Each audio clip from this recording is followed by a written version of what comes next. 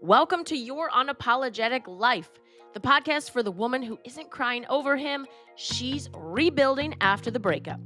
If you're standing at the start of your next chapter, single again, unsure where to live, what to do, or who you even are now, you're in the right place. Here, we don't chase closure, we create clarity, and we don't shrink, we rise.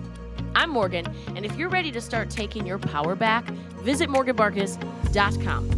When you subscribe to my email list, you'll get immediate access to my free video training, Bounce Back Quick, 5 confidence boosters after a breakup. And if you're ready for deeper support, scroll to the show notes for a direct link to book a free discovery call with me. Let's start building a life that fits you unapologetically.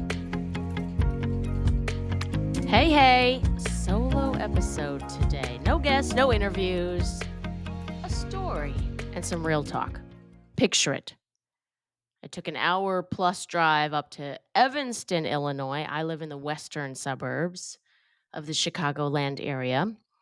And I knew of this coffee shop in Chicago proper. And up in Evanston, there was another spot. And I thought, they have a killer breakfast sandwich. I love a cappuccino, whole milk, extra hot, and a breakfast sandwich on a croissant. I'm in love.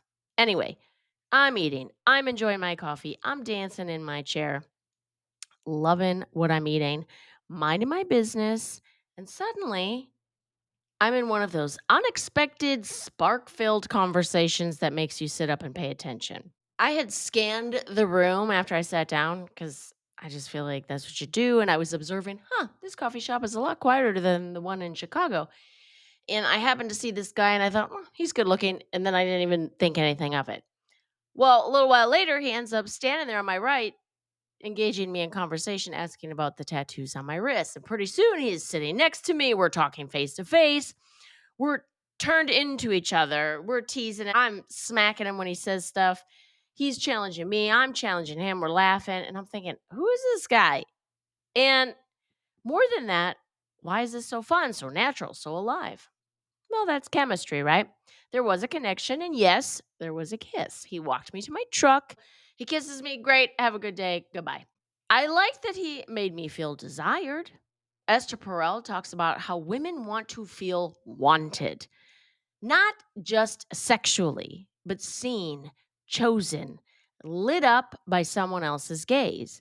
Desire isn't always about sex, it's about attention, it's about energy. And she says men often want to feel respected and competent, like they can provide peace and stability. So yes, his sexual innuendos didn't offend me. They were playful. They made me feel feminine, alive, desirable. I told him openly and directly that I've had a lot of casual love affairs in my day, and I'm not ashamed of that. I've lived boldly and I've loved deeply.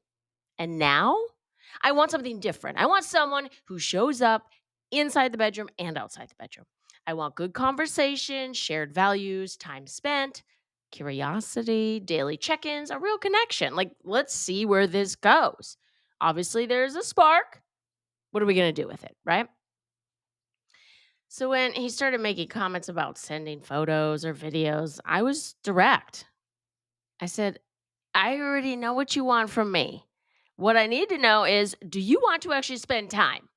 Are you here for the nudes? Or are you here to find out what this connection is? Do you want to go on an adventure? Right? And I wasn't punishing him. I wasn't rejecting the chemistry. I was naming what I want. And that at this stage in my life, I'm bored if a guy just wants the visuals. It's like, are you here for the content or are you here for building some kind of connection? Anyway, here's where I want to speak directly to you. Now, if you're a woman listening right now who's just gone through a breakup, a divorce, or situationship ending, maybe someone made you feel beautiful and then he disappeared. Maybe you had a few magical weeks and now all you have is confusion.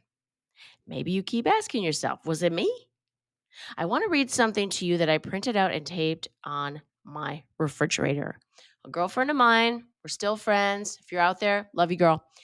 We had a college dorm room next to each other way back when, and we stay in touch, and I'm grateful for that.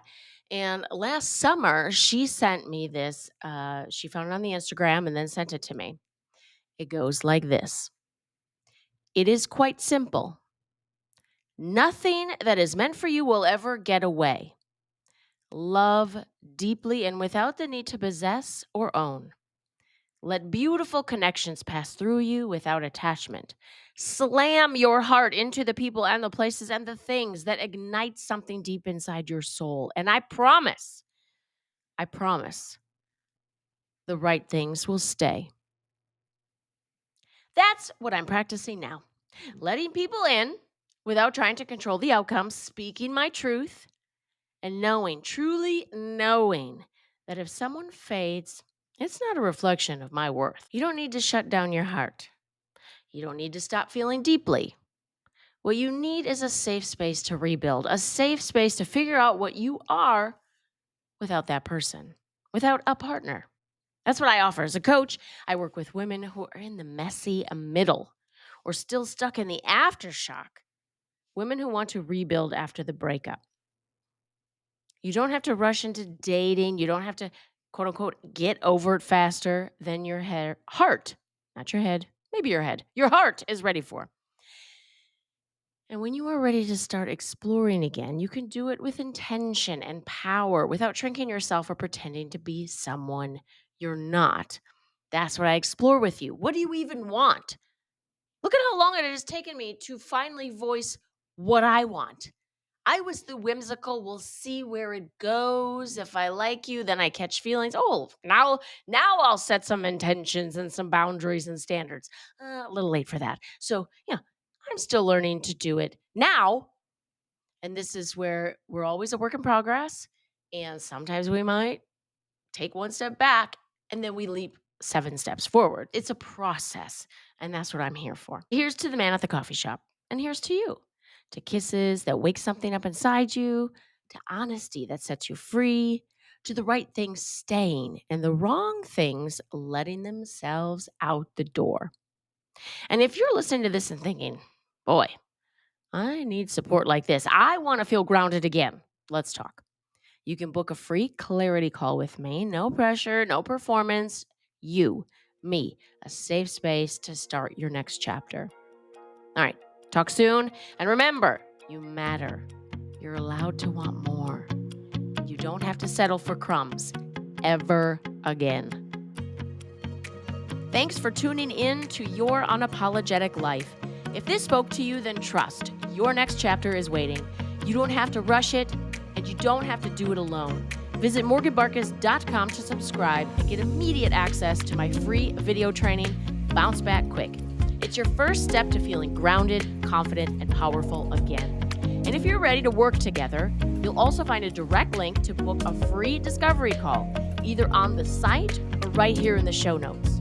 You get to live a life that feels right for you. Let's make it bold. Let's make it clear. Let's make it unapologetic.